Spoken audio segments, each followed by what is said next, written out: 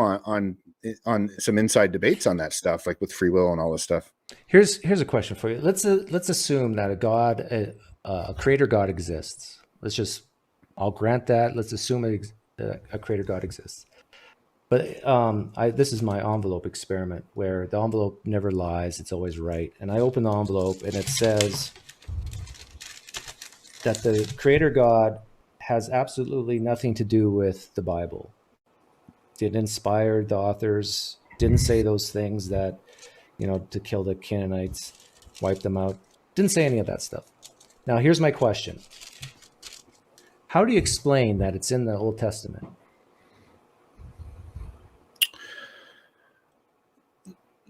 So where do you get the envelope from? Or does that even matter? No, it doesn't matter. This is a thought experiment that I'm basically just telling you the ontological truth.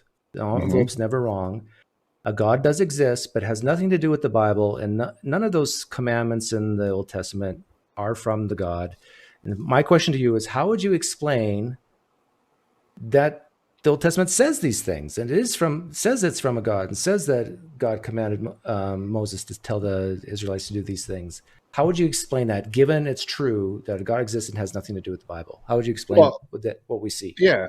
If we had an envelope and it was ontologically true, it was the absolute truth and whatever, we just knew that intuitively, right? And if that was God, or it was telling us exactly who God is, who he was, then the Bible wouldn't even mean anything. But how do you explain the evidence that we see called the Old Testament and the New Testament? How would you explain that it's written down that a guy named Moses told the Israelites to go conquer I got Canaan? you. So I mean, there's obviously a lot of arguments on that with the historicity of Scripture, authorship. A lot of this is the same way we know about Alexander the Great and people writing and historical context. But we know it's false. A God never spoke to Moses. So how do you explain that it says that God spoke to Moses and told him, but it actually is not true? Well, I mean, I don't know, because it's hard for me to be put in that situation because I don't even agree with the premise. So I'm trying to play along here, but yeah, like what explains what we see? Then the envelope essentially would be God, or given from God, essentially, right?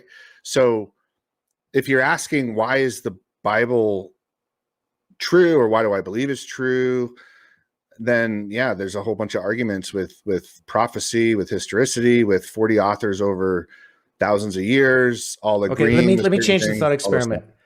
The creator God has nothing to do with the Quran. But the Quran says that God told Muhammad to say certain things, but this creator God has nothing to do with the Quran. How do you explain the existence of the Quran and it says the things it says? It was written by man at the time. And for what purpose, though? Why would they write a Quran if it's not from God? For the same reason there's tons of other religions out there, and you have people thousands of years ago who there's been religions even in Bible times, even in the Canaanites, all these people had their own false gods and stuff. So I think that's just part of society. They always want to have something to hold on to. And now you could absolutely say that about the Bible. And then I would... You notice you didn't say that when I asked you the first time, but as soon as I switched it to the Quran, you had an answer right away. Because it's kind of a false dichotomy. I understand it's a thought experiment, but from my perspective, like, I would actually say there's issues with the Quran and all this stuff. And to be put in that thought experiment, it's like defending something that's not even remotely a realism. So it's just, now, is that your argument? Is that what you're saying? It's just a bunch of people that, wrote some stuff and to kind of control the masses and all this kind of stuff?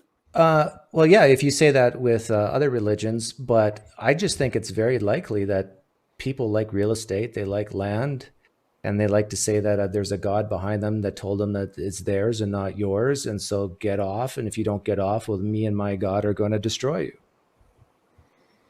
True, but except the Israelites, of course, they were slaves of Egypt for hundreds of years, and there was judgment against them too. So I think God used, and I don't even think all of Israel, that's not synonymous with Christians. I think God elected the people of Israel and used them as a special people to show things in the Bible. And not all of Israel's Israel, which is more of the salvation that, you know, Paul talked about in Romans. But all right, so if we had the best God out there, we had the God of all gods, right? And we were the Israelites and we were making this all up. Why would we get defeated all the time? Well, because according to the story, they messed up, and so God had to punish them. Sure.